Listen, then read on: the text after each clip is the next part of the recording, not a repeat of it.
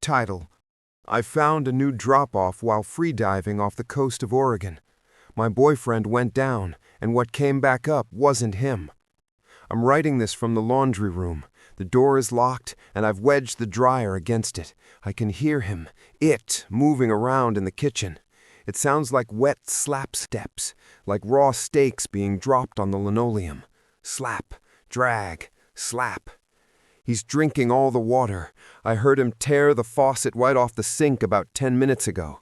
Now there's just the sound of high-pressure spraying and him swallowing, gulping. It sounds like a drain unclogging. I don't know how much time I have before he realizes I'm in here. I have a knife, a flare gun from the boat kit, and this phone.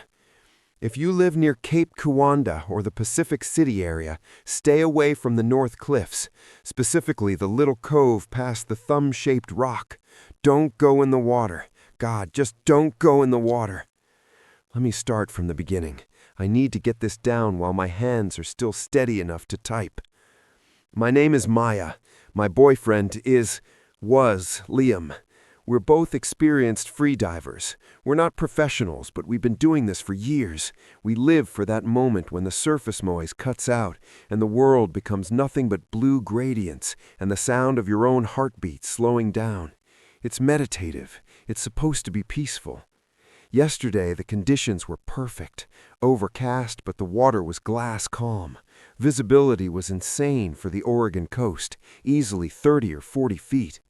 We took our small Zodiac out past the break, looking for a spot we'd seen on Google Earth, a patch of dark blue water that suggested a deep trench or a sinkhole nestled in the reef. "That's it," Liam said, cutting the engine. He pointed to a patch of water about 50 yards away. The Sapphire Cut. That's what he called it. He loved naming things. We geared up. Wetsuits, long fins, weight belts, masks. No tanks. The purity of it is the point. You rely on your lungs and your mind. We did a few warm-up dives to 20 feet, just loosening up the diaphragm. The water was freezing, that bone-deep Pacific chill, but the 7mm suits did their job. "I'm going to push for the bottom of the ridge," Liam said, spitting in his mask to clear the fog. "I want to see how deep that hole goes." "Be careful," I said. "Don't push your limits today. The current feels weird." It did. It wasn't pulling us out to sea. It felt like it was pulling us down, a subtle vertical drag. Liam flashed me the OK sign, took his final breathe up, those long, purging exhales, and then jackknifed perfectly. He slipped under the surface without a splash. I floated on the surface, watching him. I was the safety diver. My job was to watch him, wait for him to start his ascent, and meet him halfway to escort him up in case of a shallow water blackout. I watched his yellow fins kick, driving him deeper. The visibility was hauntingly clear. Below us, the reef shelf just ended. It was a cliff of jagged gray rock that dropped off into an abyss of indigo. Liam reached the ledge of the drop-off, about 40 feet down. He stopped kicking and went into the glide phase, letting negative buoyancy take him. He looked like he was falling in slow motion. Then he stopped. He hovered there, right at the lip of the darkness. He turned his head, looking at something on the rock wall. I checked my watch. 45 seconds. He was fine. He could hold for 3 minutes easily. But then he did something strange. He unclipped his GoPro from his head strap and held it out, seemingly filming a crevice in the rock. He stayed there for a long time. Too long. 1 minute 30 seconds. "Come on, Lee! Come up!" I whispered into my snorkel. He didn't move. He was just floating there, rigid, staring into the dark. Then, without kicking, he started to drift forward, into the hole. It didn't look like he was swimming. It looked like he was being pulled. Panic, cold and sharp, hit me. I spat my snorkel, took a massive breath, and dove. I kicked hard, fighting the buoyancy of my wetsuit. The pressure built in my ears. Pop, pop, pop. I cleared them and kept kicking. 30 feet, 40 feet. I reached the ledge where he had been. The water here was freezing, easily 10 degrees colder than the surface. I looked down into the abyss. "Liam!" I screamed in my head, the sound useless underwater. I saw his yellow flash of his fins. He was deep, too deep, maybe 60, 70 feet, and sinking fast. He wasn't moving. His arms were at his sides. I pushed deeper. My lungs started to burn. The diaphragm spasms, the hunger for air started to kick in. I ignored them. I got to about 60 feet. The pressure was immense. The light was fading. I saw him. He was suspended upright in the water column, facing away from me. I reached out and grabbed his shoulder. The wetsuit felt slimy, not wet rubber, but slick, like it was covered in mucus. I yanked him hard. He spun around. I recoiled, almost letting out my precious air. It was Liam, but his eyes were open wide, wider than humanly possible. The pupils were blown, swallowing the iris, and his regulator was gone. His mouth was open in a perfect O, and it was full of water. He was dead. He had to be. No one looks like that and is alive. I grabbed his arm, prepared to haul a body to the surface. My vision was tunneling. I needed air now. But then he clamped his hand onto my wrist. His grip was crushing. It felt like a vice. He blinked, slowly. A nictitating membrane, a clear, milky inner eyelid slit across his eye and retracted. I was so shocked I froze. Liam looked at me, that horrific slack-jawed expression unchanging, and then he kicked. He kicked hard, not towards the surface, towards me. He shoved past me, using my shoulder as a launch pad, and rocketed towards the light above. I was left disoriented, deep in the dark, with my lungs screaming. I scrambled upward, my fins thrashing. The ascent was a blur of panic and starving cells. I breached the surface, gasping, tearing my mask off, vomiting seawater. "Liam!" I screamed, treading water. The water was calm. The boat bobbed nearby. And there was Liam. He was already on the boat. He was sitting on the pontoon, his back to me, staring at the horizon. "Liam!" I swam over, hauling myself over the rubber side of the Zodiac. I collapsed on the floor, heaving. "Jesus Christ, what happened? I thought you drowned." He didn't turn around immediately. He sat perfectly still. The water didn't bead on his wetsuit. It seemed to soak in, or maybe the suit was just strangely matte. "I'm fine," he said. His voice. It was Liam's voice, but it sounded damp. It sounded like he was speaking with a mouthful of marbles, or like the audio was coming from a speaker submerged in a bathtub. "You're not fine," I crawled over to him.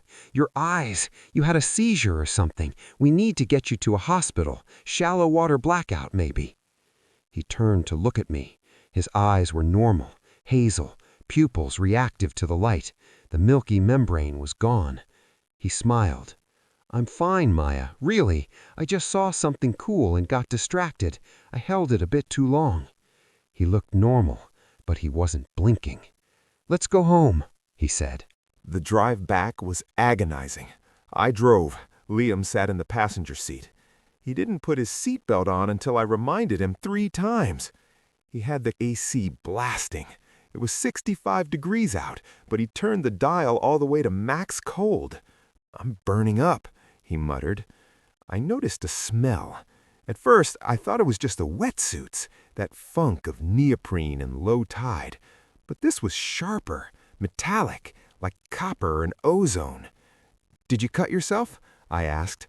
"No," he said, staring out the window. He hadn't looked at me since we got in the car.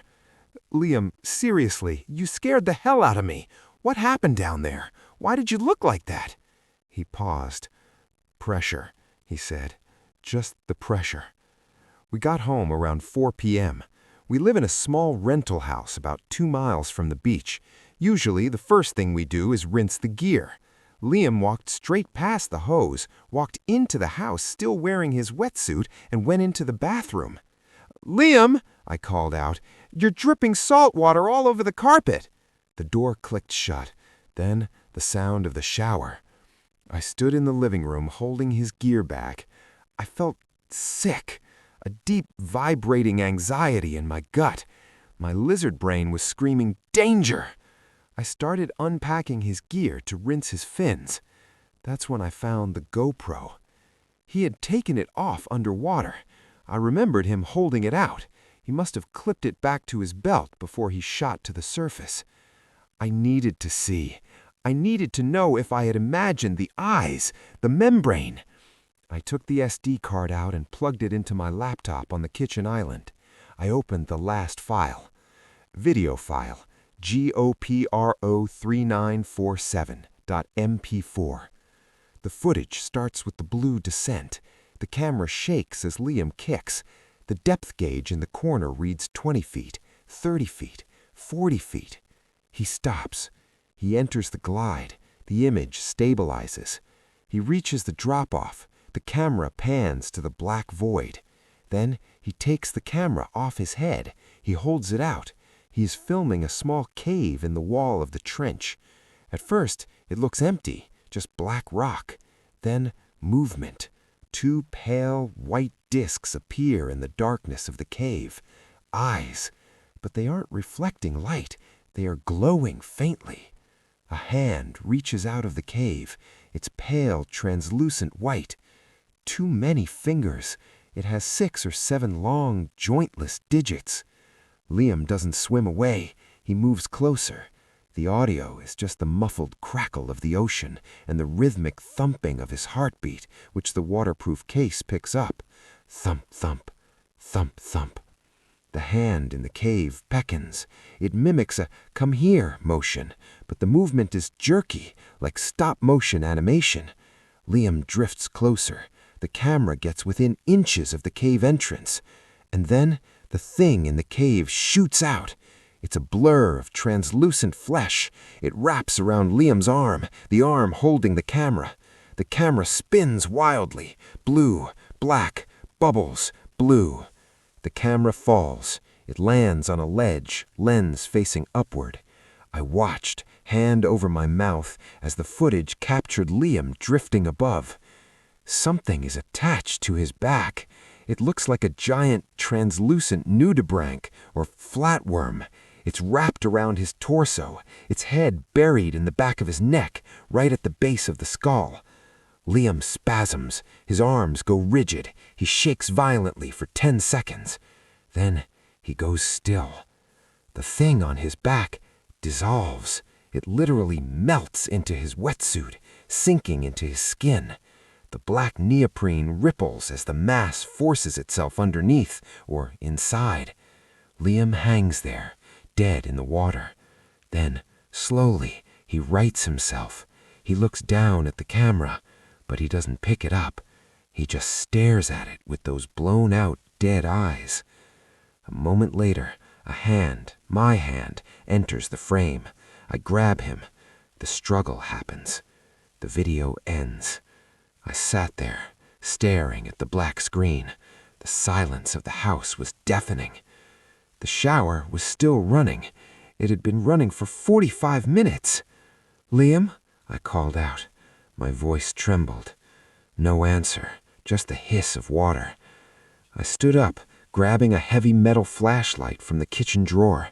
I walked to the bathroom door. Water was seeping out from under the door. Not a little, a lot. It was soaking the hallway rug. "Liam, open the door or I'm calling the police." The shower turned off instantly. The silence that followed was worse than the noise. "Liam?" I heard a wet sound. Slosh. Then a voice. But it wasn't coming from mouth height. It was coming from the floor. "I'm so thirsty, Maya." The voice was gurgling, bubbling. "I dried out too much on the boat. I need to hydrate." I backed away. "I'm calling 911. "No," the voice on the floor said. "Don't do that. The salt levels are wrong. They won't understand the osmosis." I heard the lock click. I ran. I didn't wait to see what opened the door. I ran into the laundry room across the hall and slammed the door, locking it and shoving the dryer in front of it. That was 2 hours ago. He came out of the bathroom. I heard him dragging himself. It sounded like a wet sleeping bag being pulled across the floor. He went to the kitchen, he tore the faucet off. He's been drinking ever since. But 5 minutes ago, the water stopped. He's standing right outside the laundry room door. I'm full now, but the pressure, I need the pressure back. Thud! He hit the door. The wood splintered. It's too light up here, he groaned. My skin is splitting. Thud! The dryer shifted. I can see through the crack in the doorframe. I can see a sliver of him. He's not wearing the wetsuit anymore. Or he is, but it's part of him. The black neoprene has fused with his skin. Where the zipper used to be, there's a jagged line of open, weeping flesh. And he's bloated. He looks like a tick that's about to pop. His skin is translucent, and I can see water swirling inside him. "Take me back," he whispered. "Take me back to the sapphire cut. I'm not opening this door. I don't care what he does." Wait, I hear something else. From the kitchen window, glass breaking, and wet slapping sounds from the backyard, multiple sets. He didn't come alone, or maybe he's calling them. "They're here to carry me," Liam gurgles from the other side of the door. "Since you won't. I'm going to use the flare gun. If they break in, I'm burning this whole house down." "I'm sorry, Liam. I'm so sorry." Update. The police arrived. I heard the sirens. I thought I was saved. I heard the front door get kicked in. Officers shouting, "Drop it! Get on the ground!" Then screaming, not from Liam, from the cops. Gunshots. Pop, pop, pop. Then a sound I can't describe, like a high-pressure hose hitting a melon, a wet explosion. And then the screaming stopped. Now there's just the wet slapping sounds, and they are getting closer to the laundry room.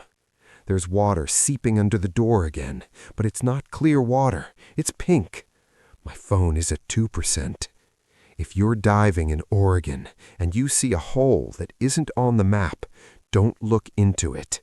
It looks back, and it's so thirsty. Title: I spent 74 hours inside a buried shipping container in the Cascades. The police found the bunker, but they didn't find him. Part 1. Posted by u/Cascadia Lost. I'm writing this from a motel room about 3 towns over from where I live. I have a chair wedged under the door handle, and the curtains are duct taped to the wall so not even a sliver of light can get in or out. The officer who took my statement told me I was safe, that the area is swarming with staties and canine units, but my brain hasn't caught up to that logic yet. Every time the ice machine in the hallway clunks, I almost throw up. People always say I never thought it would happen to me. That's a cliché for a reason. I'm a 32-year-old landscape architect. I drive a Volvo. I pay my taxes. I'm boring. I'm not the guy who gets taken. I'm the guy who watches the news about the guy who gets taken and thinks, why didn't he just keep driving? I guess I'm writing this because I need to get it out of my head before the details start to blur. The detective said trauma messes with memory, and I don't want to lose a single detail that might help catch this freak. It started on Tuesday. I was driving back from a site survey near Leavenworth, Washington. If you know the area, you know it's beautiful. Huge, jagged peaks, dense pines, that specific Pacific Northwest mist that hangs in the air. I was taking a Forest Service road, NF 62, I think, to verify a property line for a client who wanted to build an off-grid cabin. It was about 4:30 p.m. The sun was already dipping behind the mountains, casting those long blue shadows that make the woods look like deep water. I came around a blind curve and saw a truck. It was a matte gray Ford, older model, with the hood up. It was blocking about 3/4 of the narrow gravel track. A guy was standing by the front tire, waving his arms. He looked normal. That's the thing that haunts me. He wasn't wearing a hockey mask. He was wearing a flannel shirt, a puffy vest, and a Mariners baseball cap. He looked like every other dad in Washington State. I rolled my window down about 2 inches. "Car trouble?" I asked. "Transmission seized, I think," he said. His voice was calm, apologetic even. "I haven't seen a car in 2 hours. Do you have a sat phone? No bars out here." I checked my phone. "No service," I said. "I can give you a lift back to the highway. It's about 40 minutes." "That would be a lifesaver," he said. He smiled. It was a genuine smile. "Let me just grab my back." He walked around to the passenger side of his truck. I unlocked my doors. That was the mistake. That was the moment my life split into before and after. I didn't see him pull anything. I just heard the passenger door of his truck slam, and then my driver's side door was ripped open. I turned my head, expecting him to be on the other side, and zap! It wasn't like in the movies where you get knocked out and wake up groggy. It was a taser.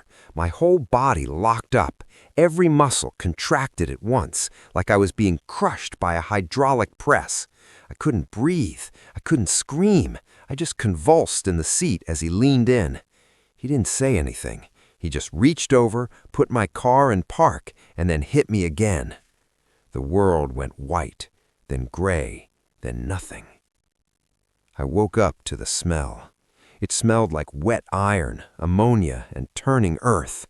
It was pitch black, not the darkness of a bedroom at night, but a heavy, suffocating absence of light that felt like a physical weight on my eyes. I tried to sit up and immediately dry heaved. My head was pounding in rhythm with my heartbeat. I reached out, my hands trembling. Cold metal, corrugated, damp. I crawled. My knees scraped against concrete. I went about 6 feet and hit a wall. I turned right, 4 feet, another wall. I turned right again, 6 feet, another wall. I was in a box, roughly 6 by 8 feet. I patted my pockets. Wallet gone, phone gone, keys gone. But, and I almost cried with relief, he hadn't taken my watch. It's an old Casio with a backlight. I pressed the button. The tiny green light illuminated my prison. It wasn't a room. It was a section of a shipping container, but the walls were reinforced with welded steel bars, and the floor was poured concrete. In the corner, there was a plastic Home Depot bucket, the toilet, presumably, and a jug of water. Above me, about 8 feet up, was a steel hatch, no handle on the inside. I checked the time, 11:34 p.m. I had been out maybe 6 hours. I screamed until my throat bled. I threw my body against the walls. I stood on the bucket and pounded on the ceiling hatch until my knuckles split. Nothing. Just the sound of my own panic echoing in the metal box.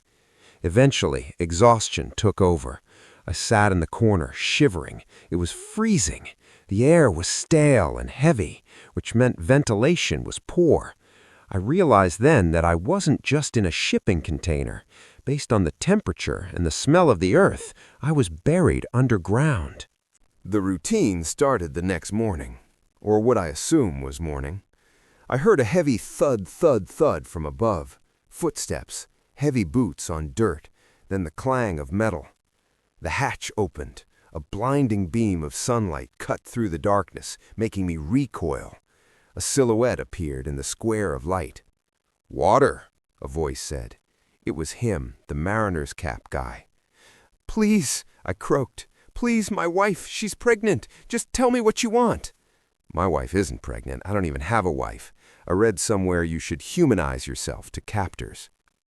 He didn't respond to that. He lowered a small basket on a rope. Inside was a protein bar and a bruised apple. "Eat," he said. "Why are you doing this?" I yelled.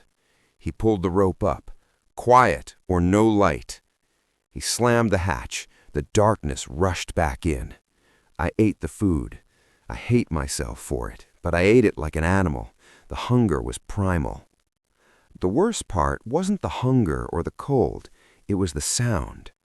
About 3 hours after he fed me, I heard it. It was faint, coming through the wall to my left. Scratch, scratch, scratch. I pressed my ear against the cold metal.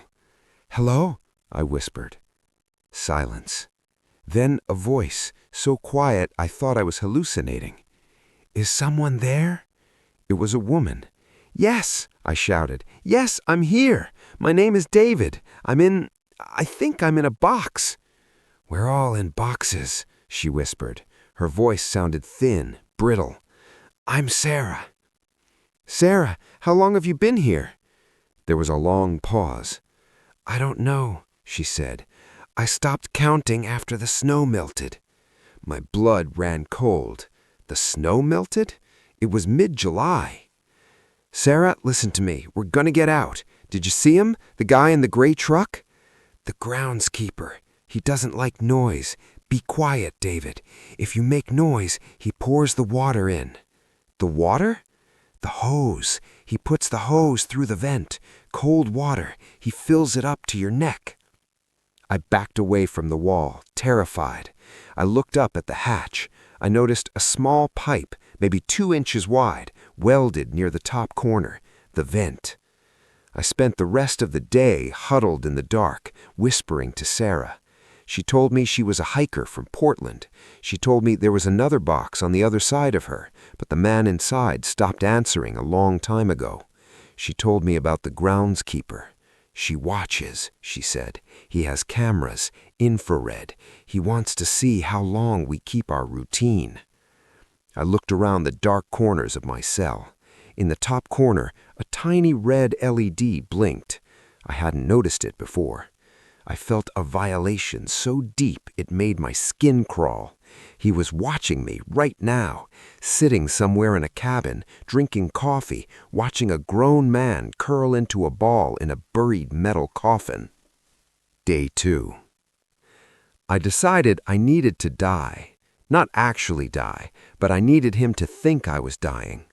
Sarah told me he usually came twice a day, morning and evening. He was punctual. When the footsteps approached for the evening feed, I lay on the concrete floor. I contorted my body, twisting my limbs, and held my breath until my lungs burned. The hatch opened. The light hit me. "Feed," he said. I didn't move. "Hey," I stayed limp. "Shit," he muttered. I heard him walk away. Panic surged. Was he just going to leave me to rot? Had I gambled and lost? Then I heard the sound of machinery, a winch. He wasn't coming down. He was lowering something. A ladder slid down the opening, clanging against the floor. "If you're faking, I'll bury you alive," he called down. He began to descend. I watched through the slit of my eyelids. Boots, jeans, the vest. He had a cattle pod in his hand. He reached the bottom rung. He stepped onto the floor. He was big, bigger than he looked in the truck. He kicked my leg. I stayed limp. He bent down, reaching for my neck to check for a pulse. "Now!" I didn't punch him. I didn't have the leverage. I drove my thumb directly into his left eye. I have never heard the sound like that before. It was a wet pop, followed by a tearing sound of a metal sheet. He reeled back, dropping the cattle pod. I scrambled up, grabbed the heavy plastic water jug, and swung it with everything I had. It connected with his temple with a sickening crack. He went down hard, twitching.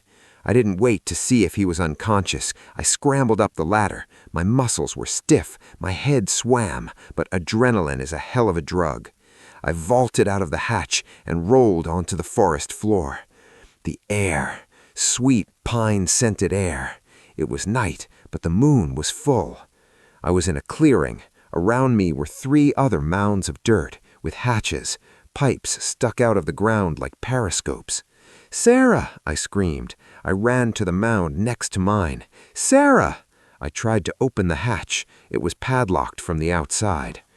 I looked around. A cabin sat about 50 yards away, lights on.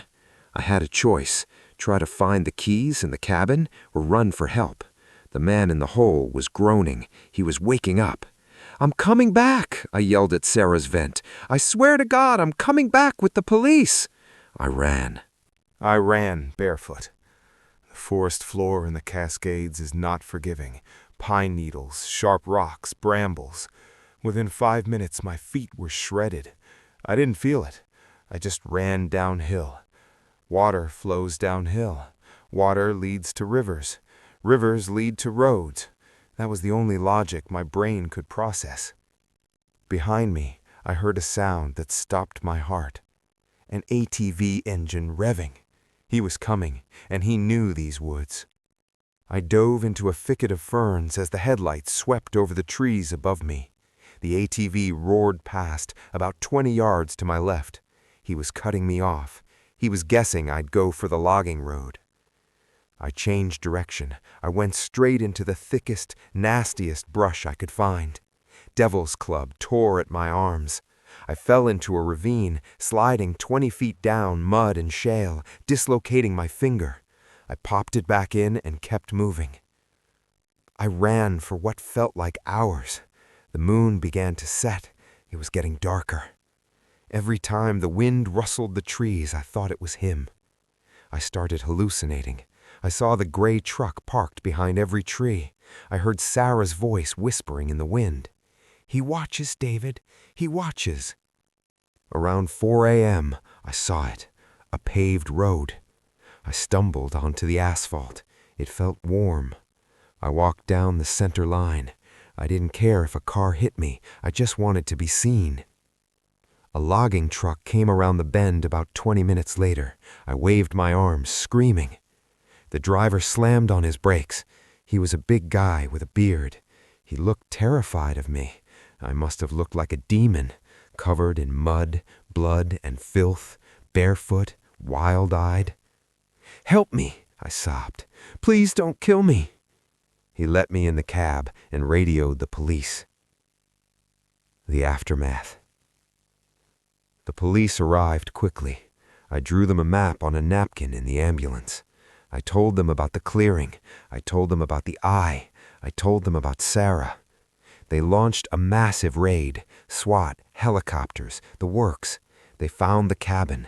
They found the clearing. They found the shipping containers buried in the ground. Here's the part that keeps me in this motel room with the door blocked.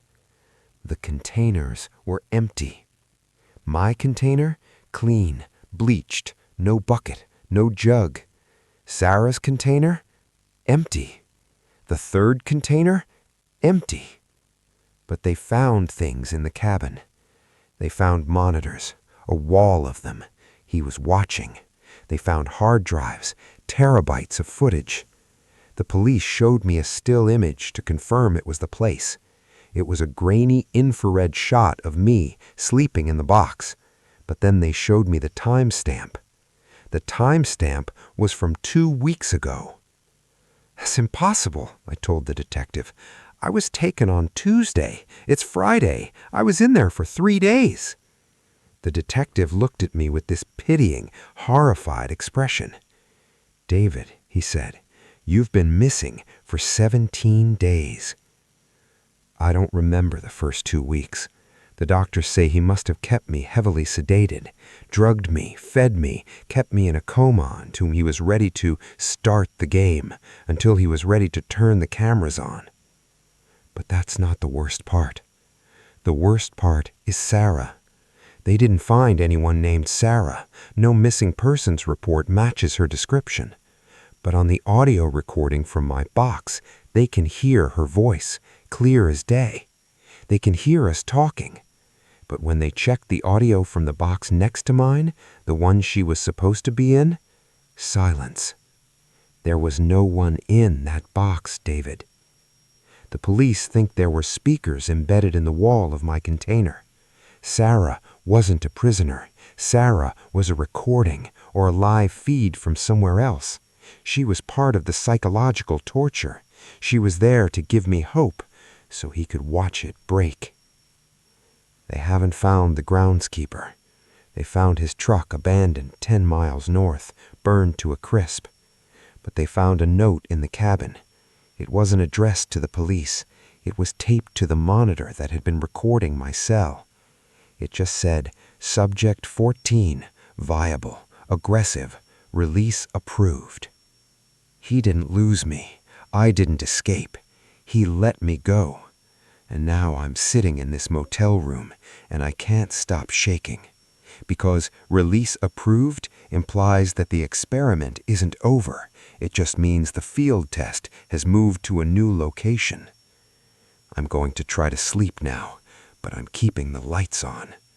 If you're driving in the Cascades and you see a gray Ford broken down on the side of the road, don't be a hero. Just keep driving. Edit 1. I just heard the ice machine again, but it didn't clunk. It sounded like a footstep. I'm calling the police again.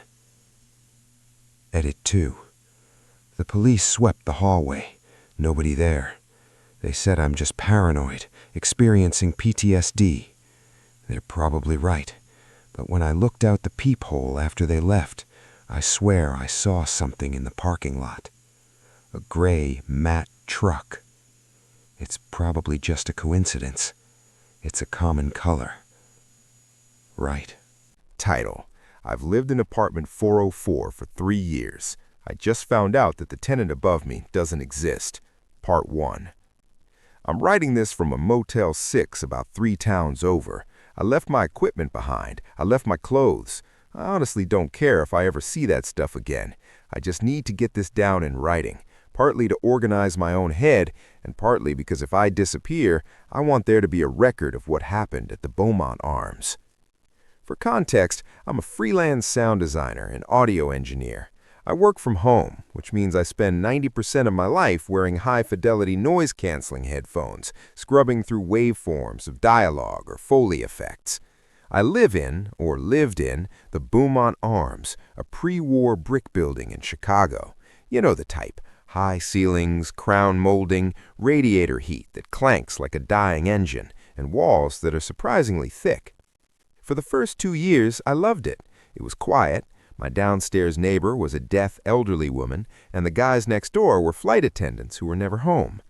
The trouble started about 4 months ago with the tenant above me in apartment 504. I had never seen him. I assumed it was a him because the footsteps were heavy. Heel strikes. Thud, thud, thud. It sounded like someone wearing boots on hardwood. The weird thing was the schedule. He paced. He didn't walk from the kitchen to the bedroom. He walked in circles. I'd be working on a mix at 2 a.m., take my headphones off to grab water, and hear it. Thud, thud, thud. Pause. Thud, thud, thud. It was annoying, but that's apartment living. I bought a white noise machine and ignored it. Things changed on a Tuesday in October. I was editing a podcast, a horror fiction anthology, ironically, and I needed to record some custom sound effects. I was trying to capture room tone, which is just the sound of a silent room, to bridge some gaps in the dialogue. I set up my shotgun microphone on a boom stand, pointed it away from my computer, hit record, and sat perfectly still for 2 minutes. When I played the track back and boosted the gain, I heard the usual stuff. The hum of the fridge, a distant siren, the settling of the building. But then, bleeding through the ceiling, I heard a voice. It was muffled, low-frequency rumble.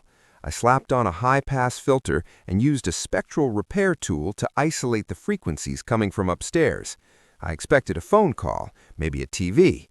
What I heard was a rhythmic, guttural, wet noise, and then a voice speaking in a monotone, flat cadence. Coffee. Black, 2 sugars, thanks. Coffee, black, 2 sugars, thanks. Coffee, black.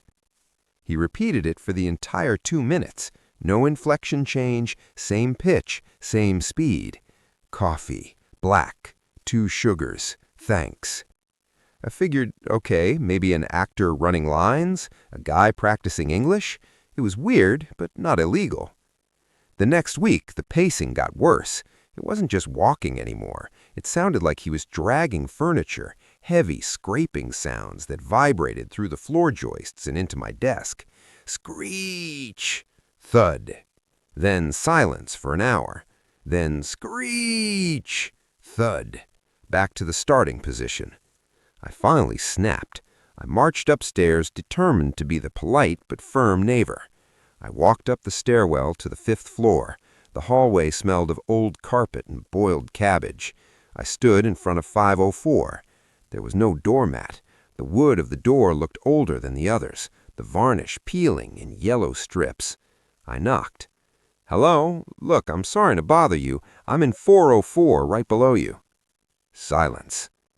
"The dragging noise is really loud. Could you maybe lift the furniture or put down a rug?" I put my ear to the door. I have good ears. It's my job. I heard breathing. Not close to the door, but maybe 10 feet back. Wet, heavy breathing. "Hello?" I asked. The breathing stopped. Then, from right on the other side of the wood, so close his lips must have been touching the peephole, a voice whispered, "Coffee. Black. 2 sugars. Thanks." I noped the hell out of there. I went downstairs, locked my door, and put my headphones on max volume. 2 days later, I bumped into Mr. Henderson in the lobby. He's a guy who looks like he's made entirely of tobacco smoke and leather. "Mr. Henderson," I said, "I need to talk to you about the guy in 504. Henderson frowned, shifting his cigar.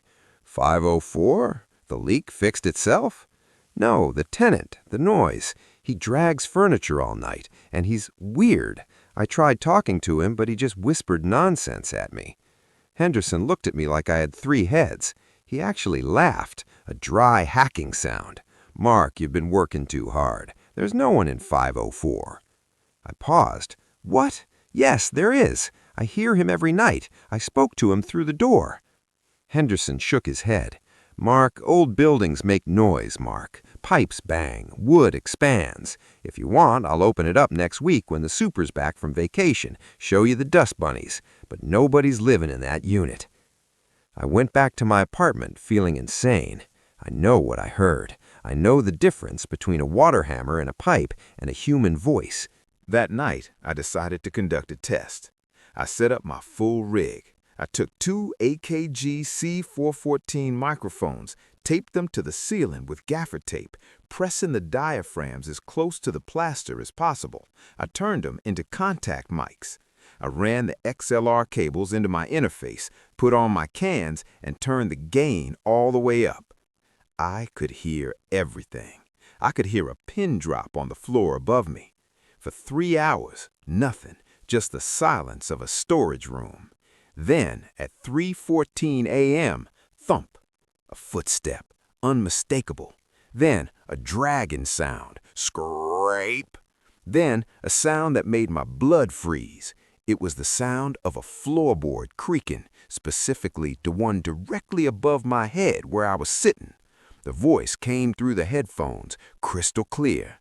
"Mr. Henderson, the leak fixed itself? Mr. Henderson, the leak fixed itself?" He was mimicking the landlord. "Mark, you've been working too hard. Mark, working too hard." My heart hammered against my ribs. He wasn't just repeating lines. He had heard our conversation in the lobby. The lobby is 4 floors down. How the hell could he hear that? Then came the sound that made me tear the headphones off my head. It was the sound of typing.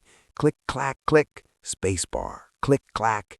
I looked at my own hands. I wasn't typing. I put the headphones back on. Click, clack, click. The rhythm was identical to the speed I type at. I stopped breathing. The typing upstairs stopped. I tapped my fingernail on my desk 3 times. Tap, tap, tap. From the ceiling, tap, tap, tap.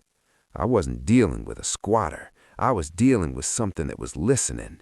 I didn't sleep that night. I stayed at a coffee shop the next day, fueled by espresso and paranoia.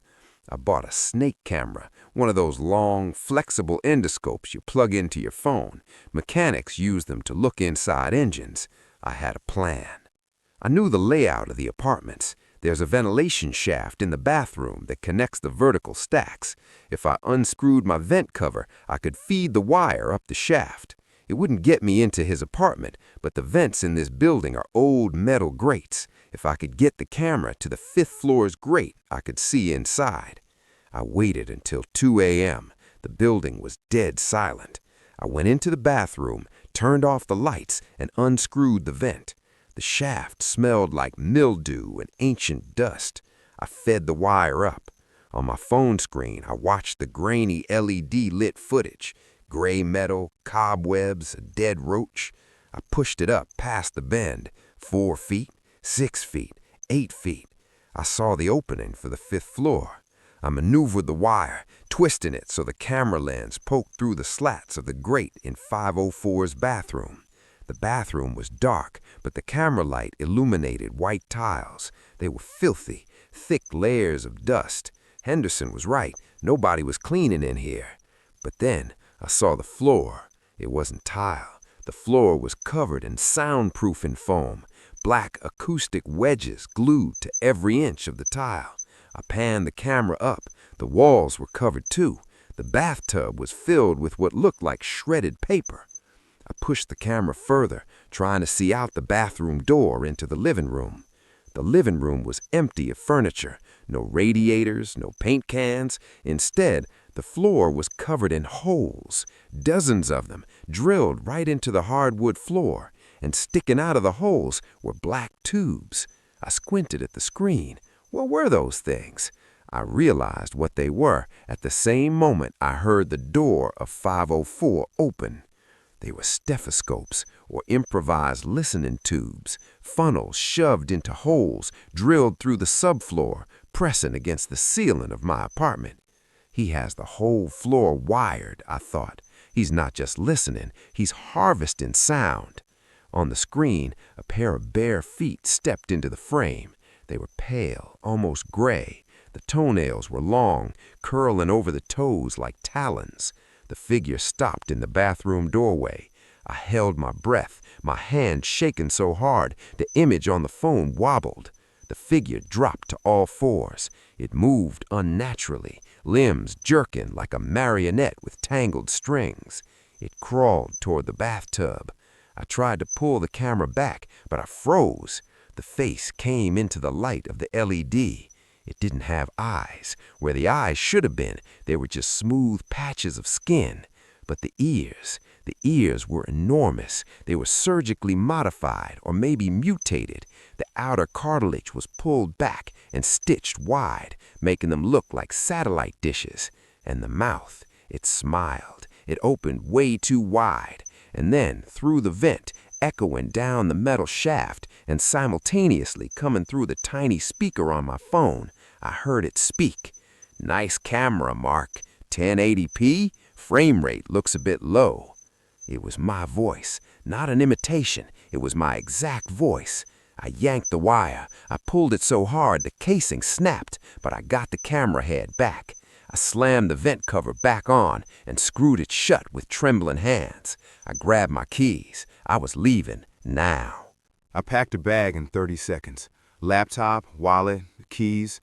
I opened my apartment door to the hallway. It was pitch black. The hallway lights were out. I used my phone flashlight. The beam cut through the darkness.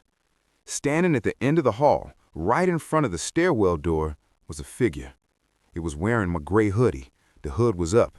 It stood facing the wall. "Excuse me," I said, my voice cracking. "I need to get past." The figure didn't move. "Going somewhere, Mark?" The voice didn't come from the figure. It came from inside my apartment behind me. I spun around.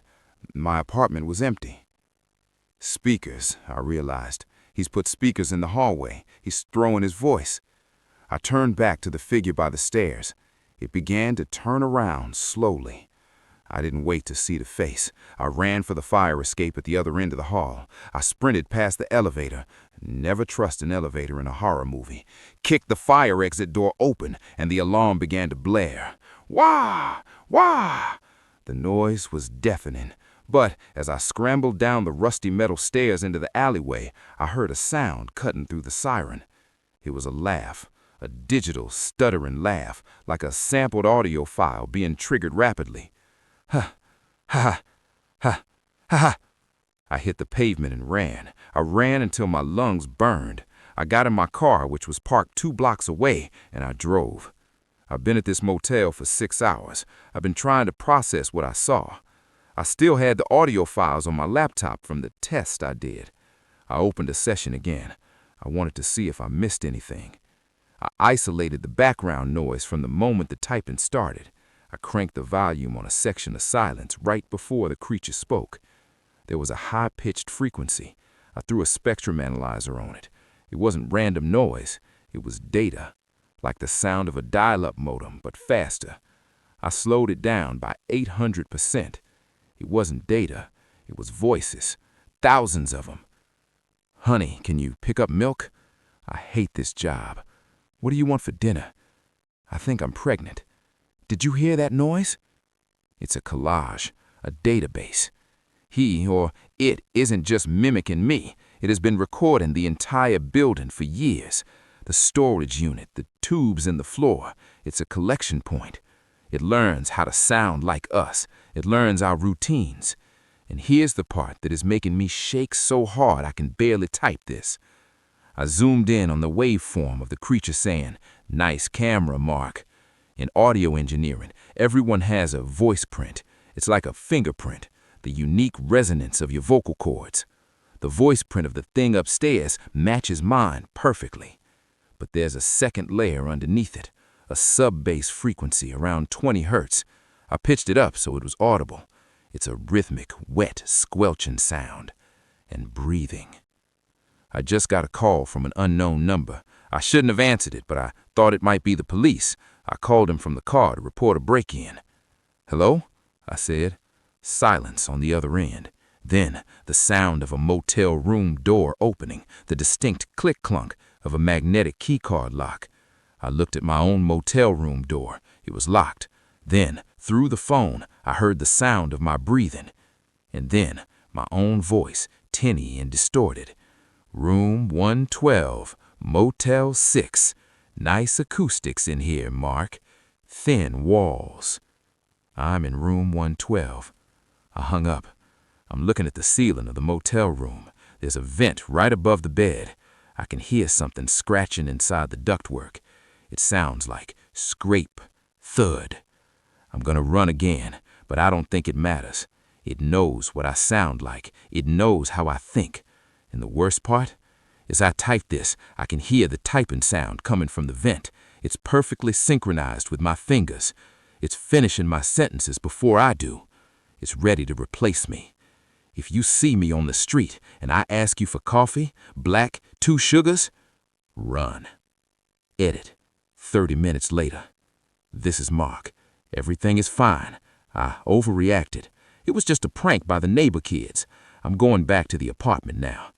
The acoustics are much better there. I have a lot of work to do. I need to record. Coffee.